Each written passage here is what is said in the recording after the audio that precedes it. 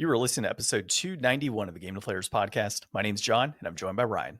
Hey, everybody, here at the Game Deflators Podcast, we like to talk about games we've recently picked up, games we're currently playing, and we find out how many licks it takes to get to the center in this week's Inflation Deflation Challenge.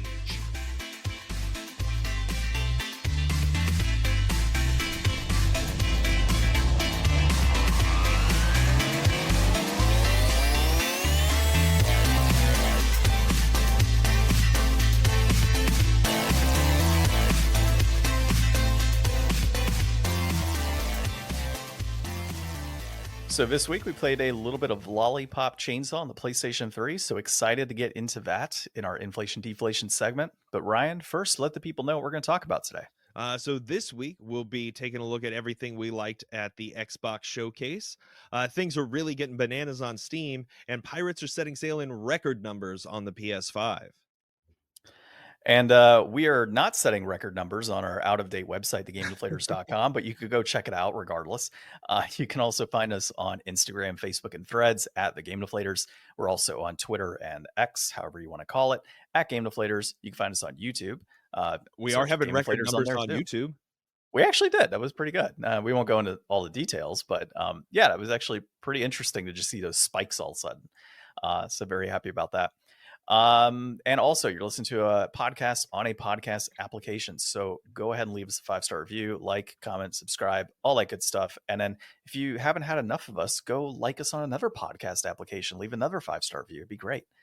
All right, let's go into our recent pickups and what we're currently playing. I mean, Ryan, I see you have NA on your pickups, but that's a lie. We both picked up Magic cards this weekend. Yeah, but I might be giving those or trading those. I don't know exactly what their fate is at this time. Well, regardless, it's a recent pickup. Now, what you do with them after the fact doesn't matter. You still picked them up. Okay. So, yeah, we got some friends. They were in my hands. They were above other things that they were previously resting upon. I did pick. You opened the packs. You did pick them up. Yes. So we play. I like how you're typing it into the format right now. So we played a little bit of. Well, it was an interesting draft the way we did it because we had 6 people, and we're like, okay, well, we have 6 people. Do we really want to do like a bunch of one-on-one games, or do we want to do like a multiplayer format? And multiplayer format, you kind of have to have more cards. So because there were 6 of us, 36 packs in an overall booster box, we went ahead and did 3 packs per person to draft, and then 3 packs sealed that they could boost up their deck, obviously. And we played a game called King, which if you're a Magic fan, you're not familiar. Oh, was it King or was it Kingdom? I think it's Kingdom or King. It's one of the two. Either way, the rules are going to be the same as I explain it. You have a Plains, which is a king, and that person gets revealed at the start of a game. You have a Swamp, which is an assassin. You have, I'm going to mess it up. It's, water mana, right? Or blue mana. Island. And that island. Yeah. See, I'm so tired this morning. So you have an island, and that individual is a usurper. So their ideal situation is they're supposed to kill the king, become the king, and win the game. I didn't say the assassin because I got distracted. So the assassin's job is to last throughout the game, wait until everyone is dead except the king, and then kill the king, which is the most difficult spot you can be in.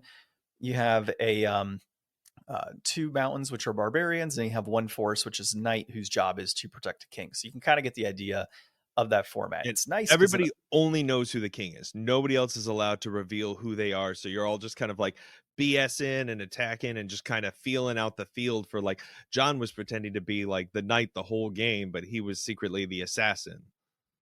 Which is great. So like every single time that the king was getting attacked, I was throwing blockers that way to help protect the king while trying to bolster my own defenses. And then of course you have the knight, who is also trying to protect the king at that point. So like nobody knows who the hell, the knight or the assassin is. And then you'll have like barbarians come in like, oh yeah, I'll chump block for the king real quick and help out the king or help out another person. I never did that. You were just like, Ryan's a barbarian. And you were a barbarian. I was right. I was. Yeah. But I never did anything. Like I got mana screwed. So I tried the way we did our decks in this, like, I guess usually it's like an EDH format, but it varies. It could be like a standard deck. It could be a brawl deck. It could be EDH if you want to do EDH. But that's when I tried to Google it and send it to Zach, it came up as an EDH thing.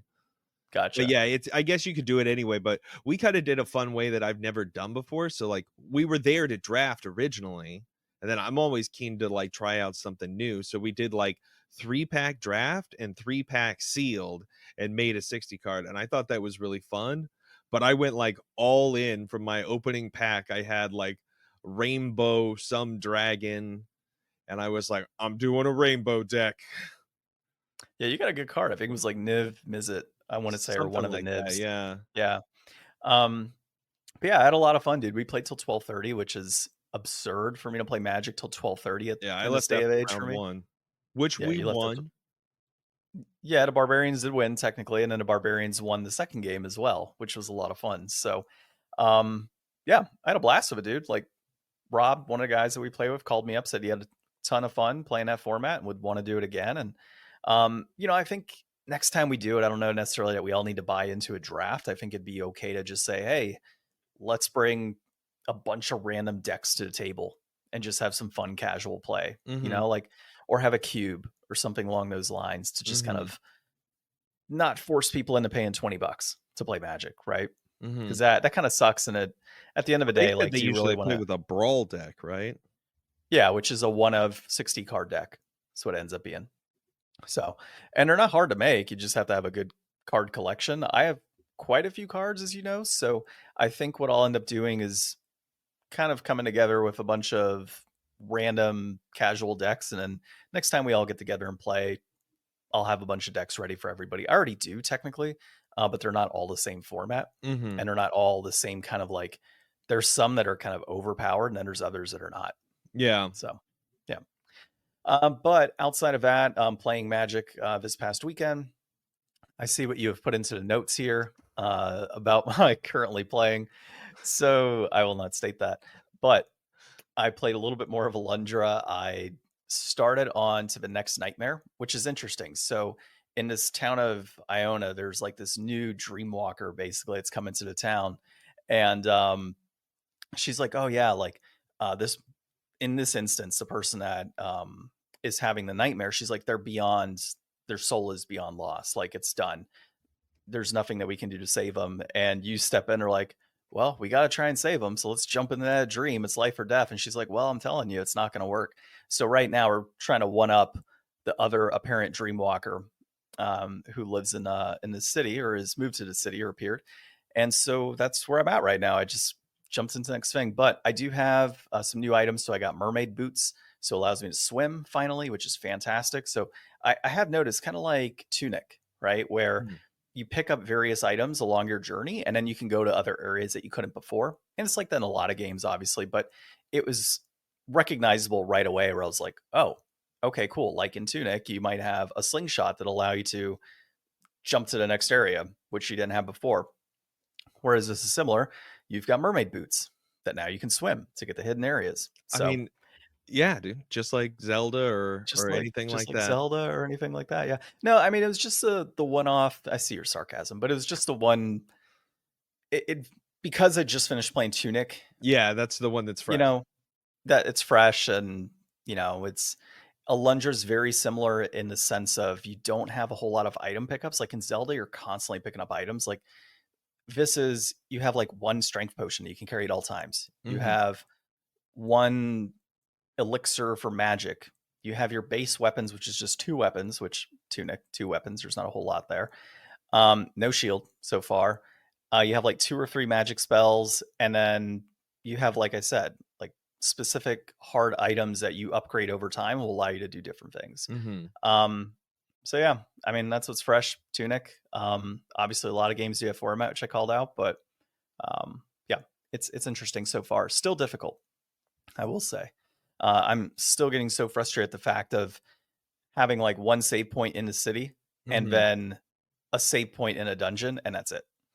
Like, so it's just so stupid. If you're on your way to a dungeon and you get through X amount of dungeon and then you die, you're screwed. You got to restart the whole story and everything else. So as I was playing last night, there was a whole bunch of story stuff that came through. Finished it up, went off to save. I was like, okay, now I'll go back and do more story. Oh, there was a whole like 20 minutes of story to happen. Let me go back and save again. So like I'm just finding myself in this trying to protect the amount of time that I'm spending, because I think Yeah. I'm spending a lot more time than I should on this game. Because And you're a going, lot of like, it's back because, and forth saving all the time, and you have to yeah, and it walk like, there. exactly. It's like the dungeon I was just in, for example, it probably took like 3-4 minutes every attempt to get to the boss, right? So it's like, if I hadn't saved, I would have been screwed, dude. I would have had like 20-30 minutes of gameplay to jump back into. And that's hoping I get through it in 20 or 30 minutes. Mhm. Some of that platforming is difficult where, you end up dying in the middle of platforming. It's like before I could even get to the save point in the last dungeon, I was dying before I even got to the save point. So there was like no hope. It was like, oh, great. Now I got to go all the way back to the city, come all the way back and try to do this platform again. Yeah. So yeah, that's where things stand there. And I built my Lego sets. That was the other thing I did. So Looking finished good, Borrowed looking Door. good. Yeah, I think did I show you the picture? I saw the in progress, but, I mean, it was looking good so far. I'll send you a photo. It looks badass. I'm very happy with Put it. it I actually bought it on the this. socials. Yeah, I will. I'm waiting to get my display case in Mhm. for other Lego sets that we've had for a long time, so that way I'm not having to constantly rebuild certain things every year. Um, but yeah, I built that, and then the Nazgul piece that came with it, or Lego set, I built that yesterday, and that was a pretty cool piece as well. Very interesting how that one's Nice. set up. But yeah, it doesn't have like, how most sets would have like the flat pieces for the wings and things like that. This actually has like thin pieces of plastic that you kind of like stick little pieces into the sides to kind of bolt it in. Mm. And so it's like actual like thin clear plastic with imprint of the Cool. wings. So yeah. All right. How about yourself? So yeah, picked up some Magic cards, talked about that. Been playing Paper Mario still. I am a little over halfway through the game. I'm on the island and I just beat the boss there, and I got to do, cuz like after every chapter you have to do like the post chapter like epilogue things where you like do a little stint as you play with Peach and you learn a little bit more about what's going on with the X-Nauts, and then you do a little stint as Bowser trailing behind Mario trying to catch up and having no clue what's going on. It's real fun. But the playthrough's going really well. I'm really enjoying it. I keep kind of toggling on and off. They have this new badge that makes it have the old GameCube soundtrack. So I'll like put that on for like half the time I'm in an area just so that I can hear the old music and then kind of have already heard some of the new music. And it's all really good. I like it either way.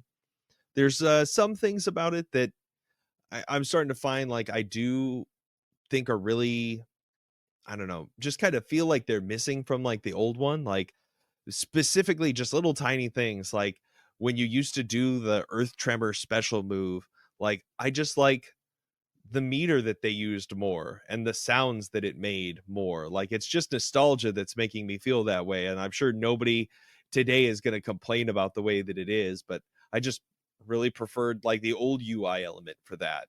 And it's just the most minorest nitpick. Everything else is great. I mean, it looks amazing. It sounds really good. It plays terrific still.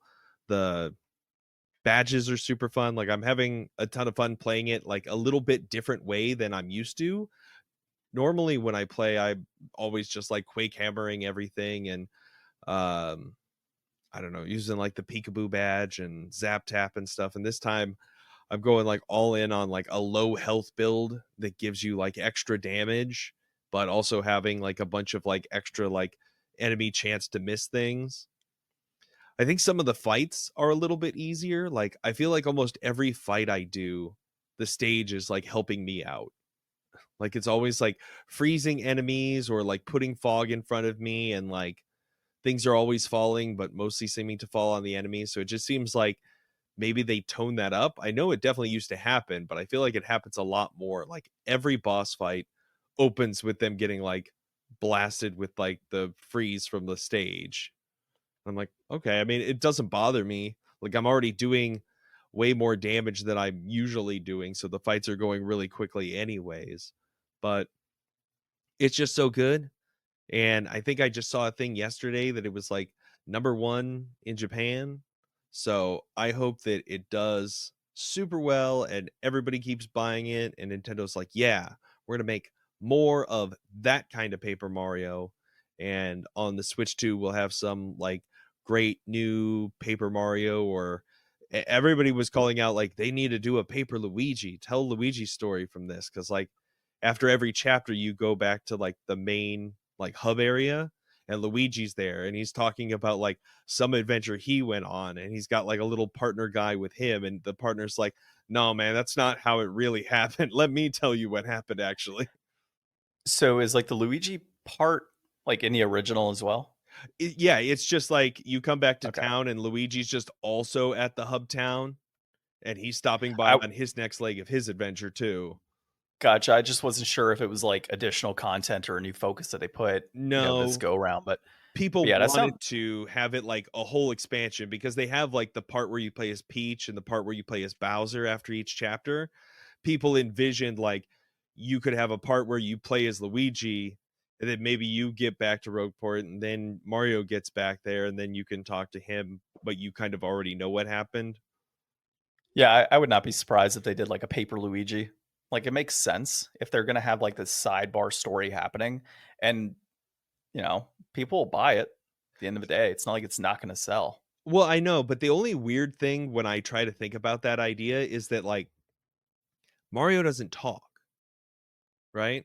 Like he says stuff, but we don't know what he says. Everybody around him just kind of gets the sense that his means like this or whatever.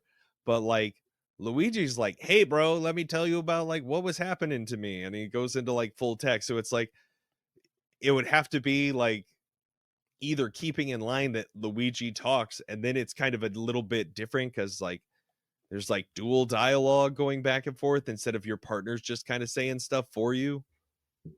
It's always been interesting too with Mario like not talking Yeah. in games like that, like especially role playing style games like Paper Mario. Like you'd think you'd have to have a little more dialogue tied in. And actually, it reminds me, we didn't play it this week, but Princess Peach Showtime. Mhm. Um, Princess Peach has like a number of lines, like just straight Everybody talks dialogue. but Mario. Yeah, well, and But I maybe mean, Toad. Chris Pratt Mario Well, talks now. yeah, no, I was gonna say Toad, but Toad, I think in Toad Treasure Tracker talks, if I recall. I never So played it. I don't know. Maybe Mario, he's been so blasted Toad for was meeting. talking like from the beginning. He was like, "Hey, she's in another castle."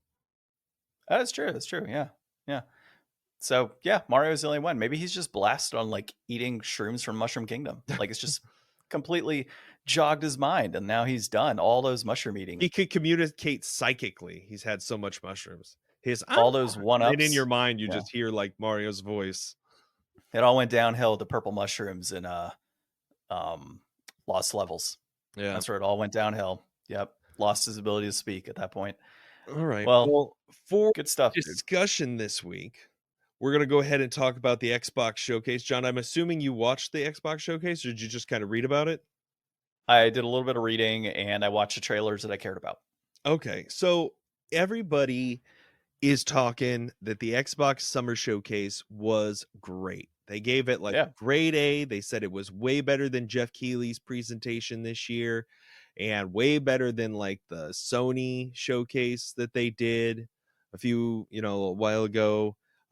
We haven't seen Nintendo yet, but I mean, the Ubisoft forward, that was kind of whatever.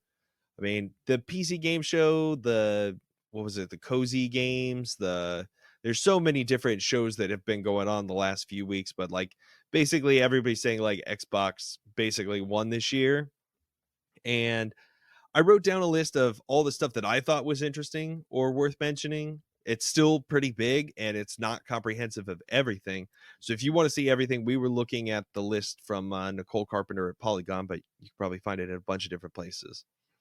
So I'll just kind of run through and then we can kind of just talk about them as they pop. But first off, COD, Call of Duty, what is it? Black Ops 6, I think. I don't know. I don't play these games anymore. But yeah, same. it's good that everybody's still super stoked, and it's good that Xbox is keeping to everything that they like swore that they would do when they made the acquisition. And it is going to benefit players in the sense that Xbox is going to make it so that all content releases simultaneously instead of having like a 6-month exclusivity window on like PlayStation, or now moving that to Xbox. So that'll be a good win. I'm sure that it's not going to convert a lot of people. I'm sure there's not going to be a lot of people that have a PlayStation that are all of a sudden going to buy an Xbox so that they can play Call of Duty on Game Pass. But I'm sure it'll probably rope in people that have Game Pass, like, to check it out. Like, I don't see me doing that, but I mean, I might check out the single player campaign if everybody says it's really good. I mean, some people really like it and check them out like every year just for the single player still, which is kind of interesting. Usually like journalists and game reviewers and stuff.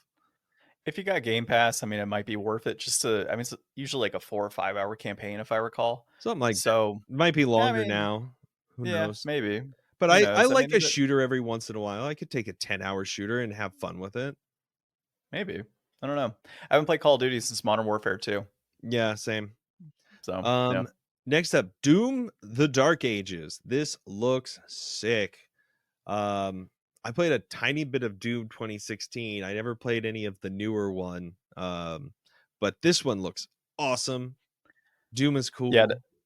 What stood out to me on that one is throwing his skull into that grinder Yeah, everybody's talking machine about gun that. and just like pelting bone shards. Like, that was pretty badass. So I saw that and I was like, man, that is definitely one to play. But this kind of goes back to months and months ago when I had first brought up, like, Call of Duty should not be the focus here, right? Like with Microsoft and these acquisitions, it needs to be all of the other things that they are acquiring. Now, obviously, this one is Bethesda specifically, but I mean, it all kind of same deal, right? Like not every single game, but a lot of these games you're seeing are from those acquisitions, which is great that they're getting a lot out of those acquisitions.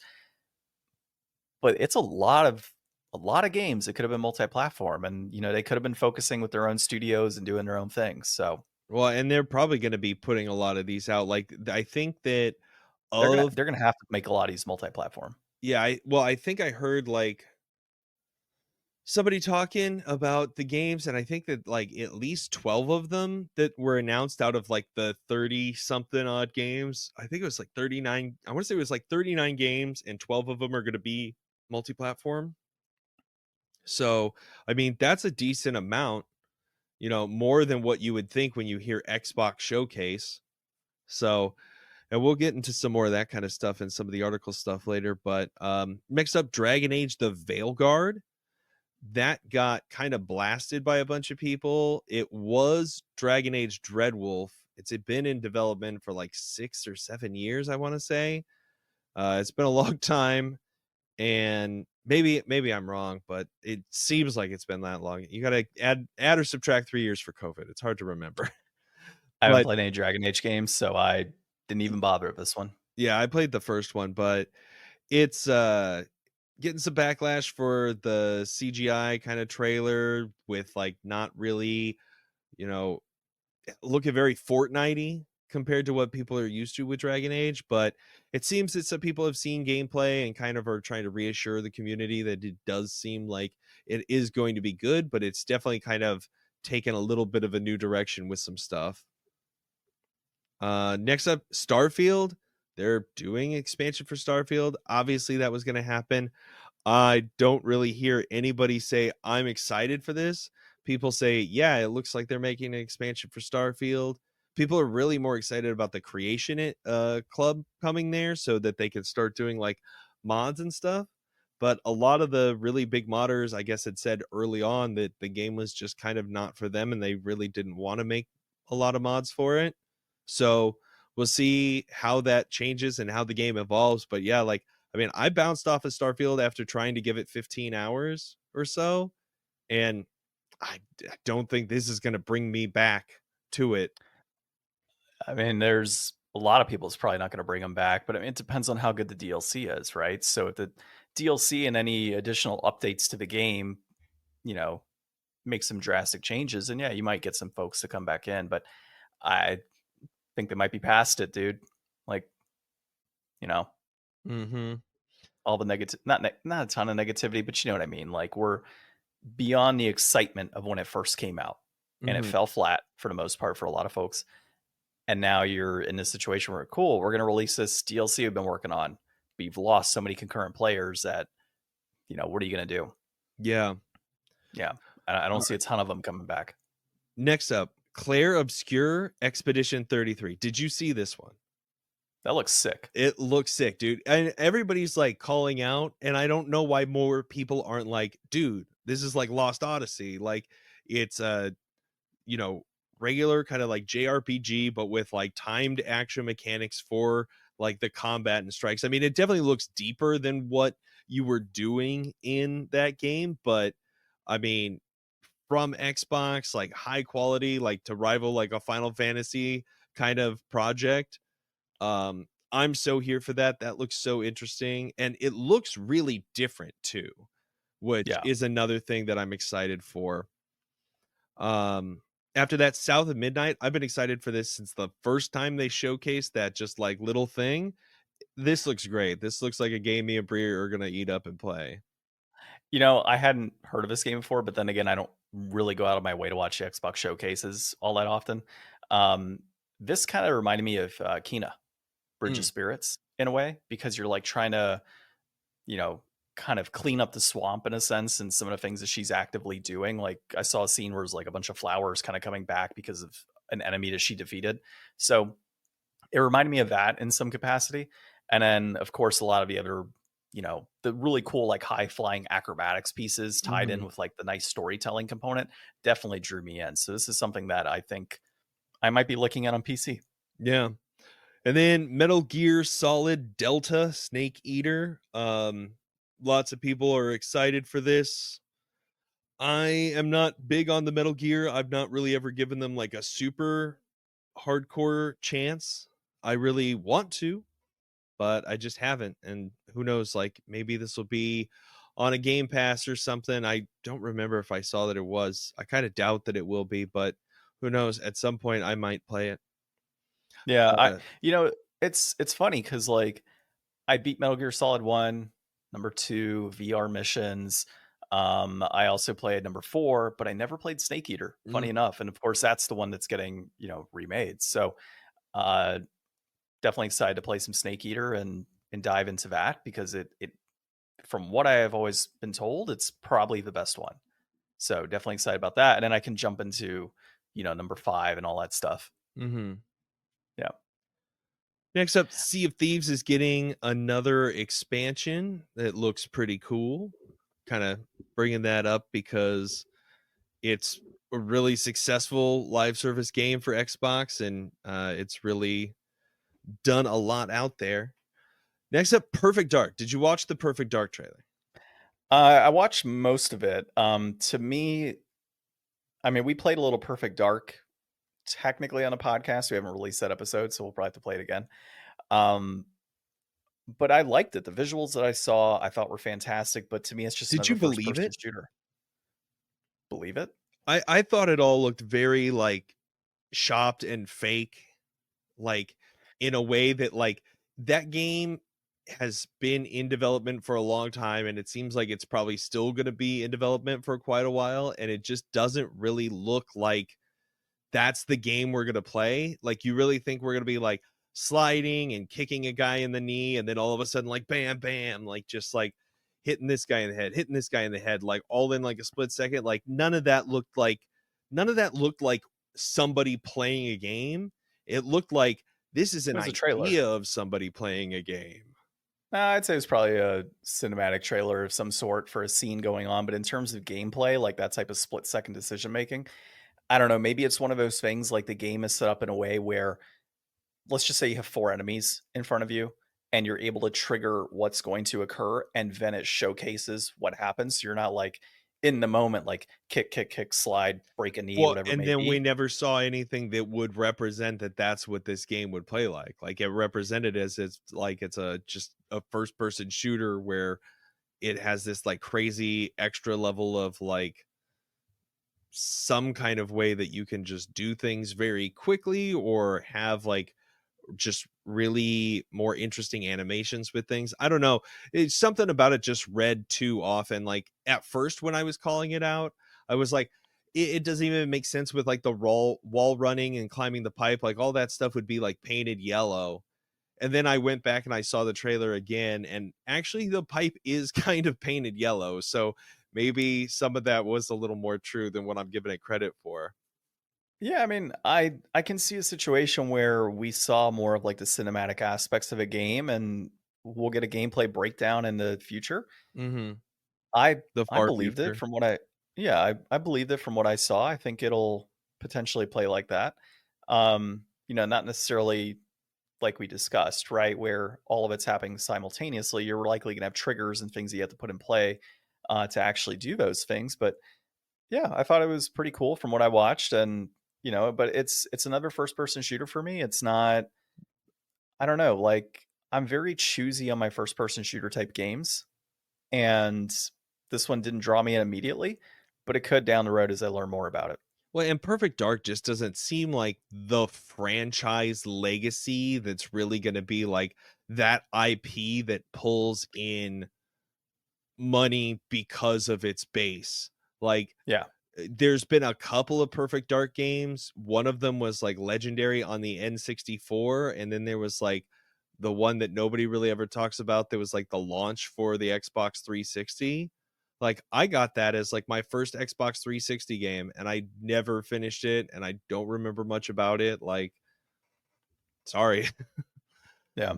All right. Next up, Diablo 4 Vessel of Hatred. Man, dude, they can make a cinematic. Those always Woo. look so good. I was eating breakfast as I watched that, and I just was not ready for the limbs splitting in Oh half and man, everything. Oh my everybody was dude. not ready for that. It was That was brutal. disgusting and gory, and oh man, that was nuts. But I thought it was badass. At the end of Mhm. the day, that was pretty cool. So that is when it could get me into playing some Diablo, and it's not really a franchise I've ever messed with. But that could get me there for sure. Mhm. I really like the Fable trailer. Everybody's kind of crapping on Fable because I mean, it is supposed to come out in the nearish future. And people really just want to see like gameplay, and they're kind of like are putting in parts where it's like this could be a person like playing as you're walking up and talking to somebody, but maybe not. So I definitely want to see the gameplay, and we will see the gameplay. But I think these are fun trailers, and I think it's like I really don't like when everybody is like, "Oh, I just don't, give a shit at all if it's not gameplay." It's like they're still like in this showing like some fun stuff and like giving it character and kind of, trying to give you like a peek into like what they think about the world of the game. And I think that's still valid, you know? Yeah, I mean, it's at the end of the day, it's Fable, right? Like Yeah. we You kind know of what know it's what going to to expect. basically be, but way Yeah, upscaled. yeah, you're gonna have like this the cheeky comments. You're gonna have the way that your character could develop, either good or bad. I mean, we kind of get the general premise of what Fable is going to be, and it's in that sort of world, right? So it's not like I don't have like a ton of expectations with this game. It's more so the fact that it's Fable. It's a Yeah. recognizable game for a lot of people. People have been waiting a long time to play a new Fable. That's really what you're getting with this, right? So Hmm. I don't necessarily feel like I need to see a ton of gameplay here to say, yeah, I definitely want to play Fable. Like, I think I'm gonna want to play Fable regardless, Hmm. unless like it comes out in reviews like, oh man, the game's broken, like it's dog shit, that type of Yeah. stuff. Then it's like, okay, cool, like definitely not worth playing. But yeah, I mean, I don't think anybody's holding with bated breath saying like, oh man, what am I gonna expect of Fable? So Yeah. yeah. Indiana Jones. I mean, that's some Indiana Jones ass Indiana Jones right there. Huge miss, I feel, going Really? first person. I think this could have been Microsoft's response to there not being any Uncharted games right now. Mm. Based on, when you think of, Nathan Drake, it's basically Indiana Jones with like Nathan Drake, right? Like the overall concept of exploring lost cities. Now, obviously, it's a little more made up. Well, I mean, they're both made up, obviously. So that's a situation where I think if they would have gone third person, that would have drawn some eyes for sure. Sticking at first person to me makes absolutely no sense. Like I like the hand to hand combat and the things that they showed in that trailer, But dude, I would have been like all in if it was a third person game Well, it's like for sure. I feel like it makes a lot of sense. Like when you're watching Indiana Jones, like you're watching Indiana Jones, like when you're playing a first person shooter, like you feel like you're that character, and it's like I don't ever feel like I've wanted to like I like watching Indiana Jones. Like I think that that's more, and if you're going to have his likeness and stuff, like shouldn't you want to see Indiana Jones all the time instead of seeing from his perspective? Yeah, I mean, like it's nice, like, and that's where Uncharted's kind of nice because you can kind of dive into a first person perspective sometimes, depending on what you're doing. But I think it's a clear miss, dude. I mean, you have the people that can recognize, like, when they see that, if they see third person, like, oh yeah, that reminds me of Uncharted. Oh, that looks badass. Oh, it's very similar in types of gameplay and the type of, areas that I'm going to visit and the lore and things that are tied to it from the history components of the game. Like that's all things that I think could have brought Uncharted players over, and maybe it still will, but you kind of went the wrong direction on first person, and that's disappointing. Yeah. Yeah. Uh Next up, Mecha Break. I just thought it was interesting that they showed it like at a couple of places. I didn't think it Yeah, would this is be the one like that that big of a thing for them to try to push it that much, but apparently it is. yeah. Oh, speaking of seeing things at a bunch of places, I saw that squad game again as I was watching a hockey game last night. They had a commercial for it, and I was like, oh, there it is. And guess what? I don't remember the name again. I know it's like squad something, but I don't remember the name. Yeah. Yeah. Go on. Let's go to the next game. Avowed looks really good. I'm excited for Avowed. Some people are like, I don't know, it looks too bright, it looks too colorful. I don't know, man. It's gonna be a slightly different take than what you're used to with like all the grim dark that's been going on. It'll be fine. It'll be fun. Hopefully Yeah. it'll be like a legendary game like, you know, New Vegas was, but who knows? We'll see. And then Atomfall, speaking of Fallout kind of stuff, that's kind of like going to be like a Fallout rival kind of game. It seems like very similar. So, and especially with like the Fallout London mod and everything. So we'll see how that goes over. And then lastly, they closed out with Gears of War E-Day, which is going to be a prequel Gears of War, and everybody seems really here for it. It's Gears of War. I mean, chainsaw guns and Well, this blood would and be like gore. the origination of the chainsaw gun. Like in the trailer, he's fighting and there's just the bayonet on there. Doesn't have a chainsaw yet. But Yeah. yeah, we're In going a back more, to see like the beginning of like when the locust came and like Emergence Day, and we're going back to the original characters. And from what everybody's been talking, from what I've been listening to, it definitely seems like people are kind of in favor of that. Because not a lot of people were super on board where Gears was going with the newer stuff. And people still want to see that, but it seems like people just aren't like clamoring to see it. So they're fine with yeah. just kind of doing this little walk back and then maybe going back to that in the future. Yeah. I think a prequel is the right direction to go. And, how much more can you do in the future? Like, it's going to get to a point where all the fossil fuels run out and you're running around with electrical or solar powered chainsaw guns. I mean, it's not a very bright future at the end of the day. So, can you just imagine that you're in the middle of just trying to slice your enemy and the battery pops off, like no longer powered on your No. chainsaw gun? Okay, so the two games you didn't mention that I liked from what I saw, you probably already kind of know what these are, but the first one was Flintlock Siege of Dawn. Of course, it Mm, is a Souls-like type of game. So that looked pretty sick. And then Wu Chang Fallen Feathers. That yep. also is a Souls-like game. And yeah, I'm here for both of those. That is kind of slowly becoming probably my favorite genre. Obviously, I still love platforming. I do think it is gonna maintain my favorite position, but the Souls-like games for sure are up there. Just given the challenge and the graphics and the fighting style and the big bad bosses and all that cool stuff. Like it just, I don't know, it just kind of sticks out to me the best. And then I like my things like we saw here, South of Midnight, where very storytelling focused and kind of easy to go gameplay. So if I had to do a top three, that would be it. That style.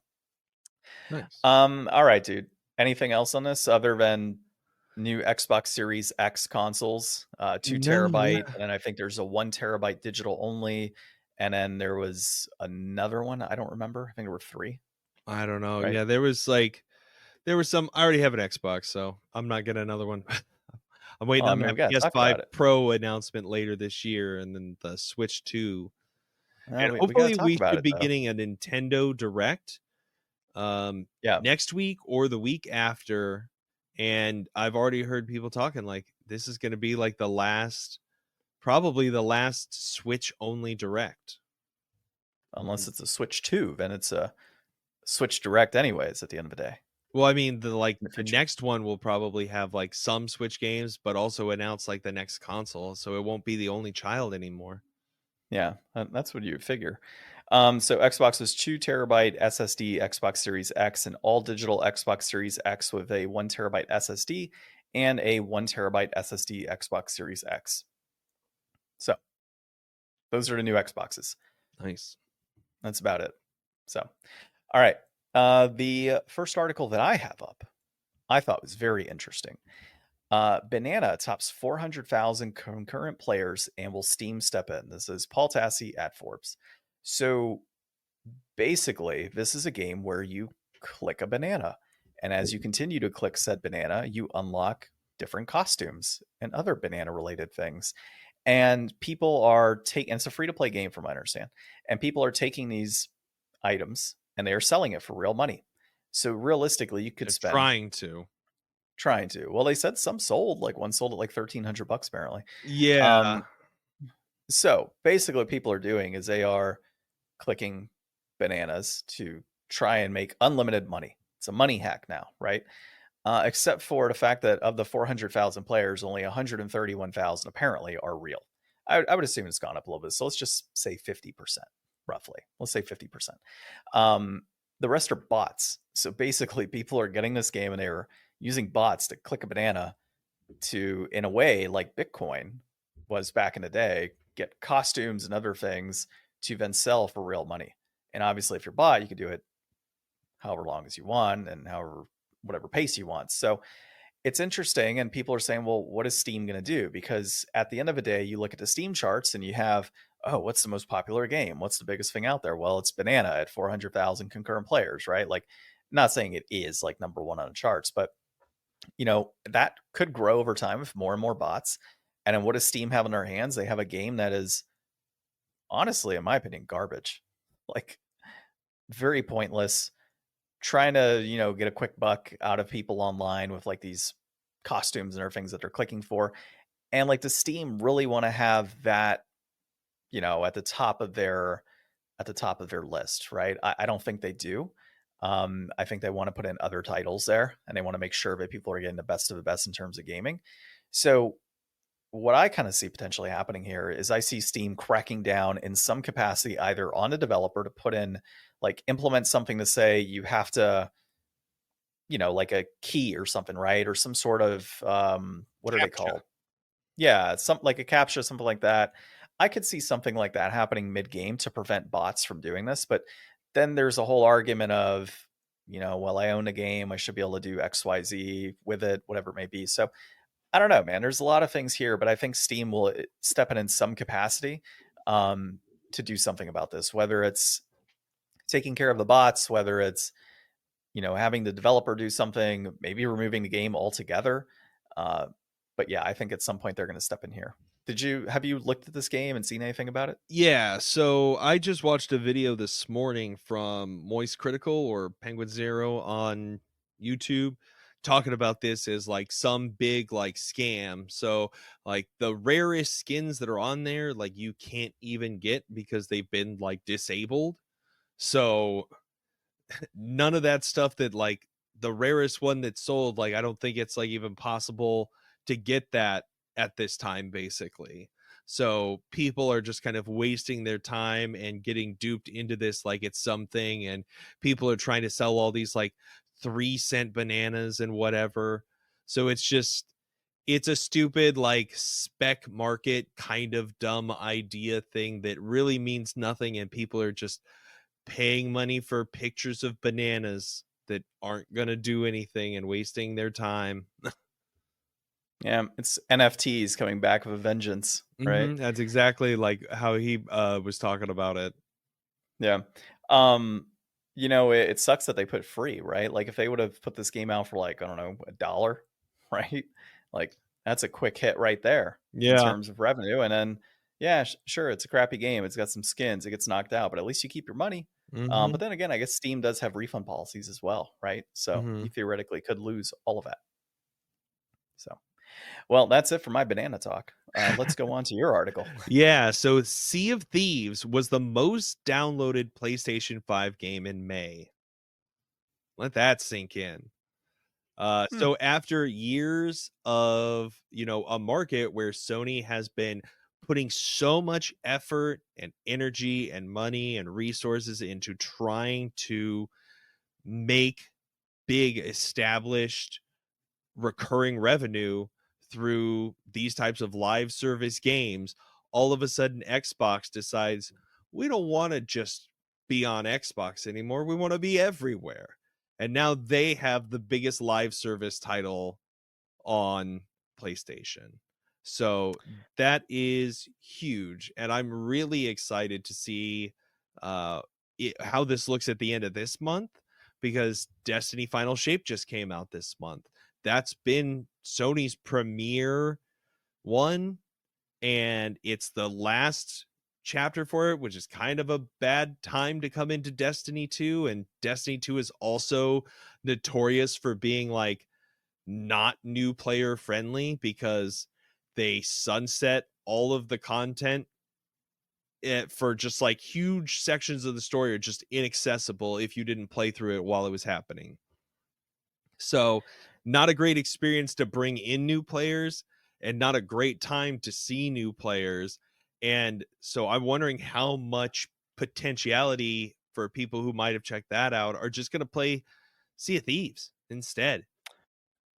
Yeah, so I think there's going to be several outcomes from this. You're going to have Microsoft seeing the success of Sea of Thieves, um, and obviously, putting more games on PlayStation. Uh, if you're getting money, you're going to try and get more money, right? So I see that as definitely one outcome here. And then the other thing is, does Sony do anything? Do they kind of think about future contract negotiations where trying to get a little more money out of Microsoft in terms of like whatever percentage or share from having it on their console.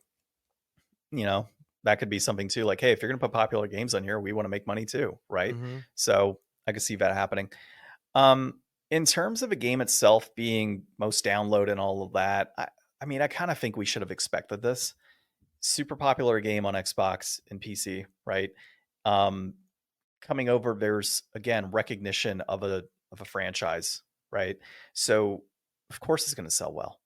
Like I don't see why it wouldn't sell well.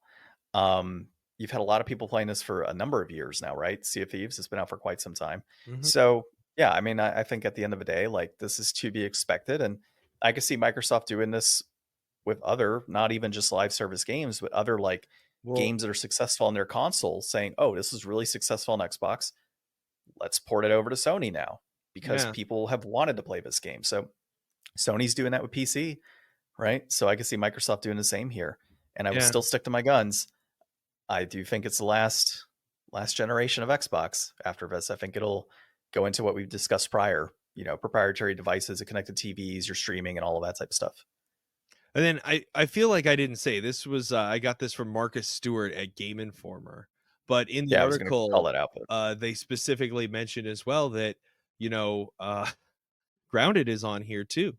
That's another Xbox live service game that came in at number 11 this month. So that's two in the top 20 from Xbox in the market that Sony's been dying to try to get into. So, we've seen some more recent changes, and some things that were planned to be live service have now been decided not to be live service, or they've been outright canceled. So I think that's probably going to sting for Sony a little bit.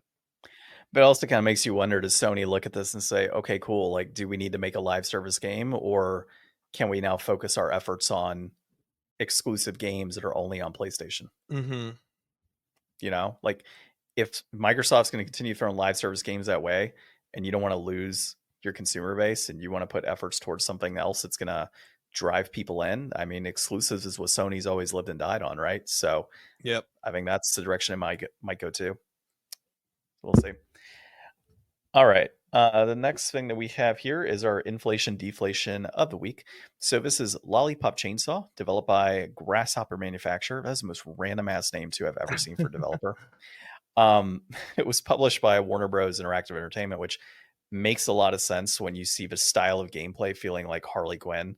And then it has, I don't know, just the way it was set up. I'm like, yeah, this is very much like comic book feely. Directed by Tomo Ikeda, Suda51, and I see what you've done there. I am not going to fall for that trick. You putting in copy here, thinking I'll read it word for word. I've learned my lesson. Released in June of 2012. It is an action adventure hack and slash game with reception, which I think is unfair. Now I'm looking at it, between 6 to 7 out of 10. So yeah, this was an interesting game as far as the kind of premise. It's Juliet's 18th birthday, and she is very excited to go to school and meet her boyfriend when zombies attack. Her whole family is some kind of crazy like zombie hunter family, and she pops a sucker in, revs a chainsaw, and you just start kind of slashing and cheering your way to try to find Nick. And from there, I read a little bit of the more synopsis on the wiki, and it sounds like there's kind of like you meet your mentor and she tells you about like the heaven place and the hell place where demons and zombies come from, and then you just kind of go on some adventure with Nick, or part of Nick anyways. And it was fun. I mean, it was just kind of like a mash around kind of, not that crazy. I mean, it wasn't like Devil May Cry or Bayonetta crazy, but still seems like there's like loads of combo potential and just good, strong kind of beat 'em up energy, good third person beat 'em up energy. It might be a little heavy on kind of like the fan service and kind of, some of that B horror movie kind of staples, but I feel like that kind of gives it that kind of space anyways, because that's just kind of a trope of that type of media in general, is to be kind of like schlocky and corny and horny and whatever. schlocky, corny, and horny. That should be the title of today's episode. I want a t-shirt. Yeah, I mean, with the Game Deflators logo right above it. I don't know Game if that fit the Deflators, new logo. schlocky, clocky, and horny. Yeah, when we unveiled a new logo, that tagline probably doesn't work. It might work with the headshots that we got right now, but not the new logo. I'm there with you on this. I thought it was a very fun game and what we played. A lot, like you said, a lot of combo potential. You have the ability to collect coins and get more combos and such overall, like throughout the game. There's a lot of funny jokes that are told throughout, like by Juliet as well as the zombies, as well as different characters. So I had a good time laughing at a lot of the things that were coming up as far as commentary is concerned. And then in terms of overall gameplay, to me, it was good. It was nice and easy. It was fluid. It is everything I expected from this game, which is just run around slashing zombies and kicking them and using a chainsaw and all these other crazy things that are tied to that title. So I thought that was good. And then the music, of course, bringing in some more popular tunes. And I forget what exactly it is, but your meter over time gets to a point where it's kind of, I would equate it to like a Mario Star in what you're doing. Like you just seem kind of go invincible. super for a minute. Yeah, exactly. So like I saw that to be pretty fun as well. So a lot of fun, quirky things tied into it. The art style is actually pretty interesting.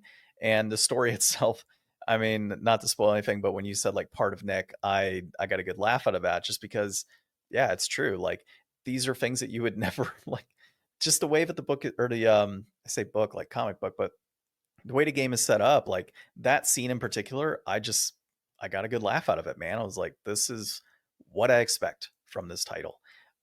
Now going into overall brass tacks on it though, I don't know if it's worth it at that price. So you're looking at complete in box at $75.78, peaked at $76.79 in May of 2021. So it's still up there. trending up still. So, I mean, we saw that kind of dip at end of 2022, 2023, and now things are kind of going back up again. A loose copy will run you $54.95. It peaked at $56.26 in April of 2023, and then it's trending up on that as well. So, and then there is it looks like you have here the remake of Lollipop Chainsaw. So Repop is set to release September of this year. So this price actually will drop over time because of that. There's going to be a big difference. So there is none of the original soundtrack is going to be in this version. And I mean, the current version is not available digitally through any platforms, probably because of the soundtrack. Yeah, and it won't be at any point in the future because of that too. So then actually might have to change my tune on this one. Yeah, I was gonna say might have to change my tune. This might be the time to buy it then, just based on that alone, if you want that full experience. Yeah. I mean, that's actually huge. Like, I didn't realize that. Like, that's actually pretty big. Like, there are games where even minuscule changes from like a release digital where they've removed a piece of music, for example.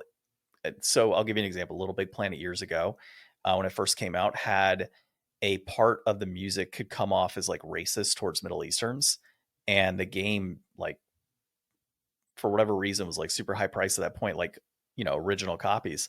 And then when they put in a patch down the road to remove that piece of content. So when you think about a game like this, where if you were to remove like the music, you can't just do that with a patch. It's PS3. So why are they going to do that now anyways?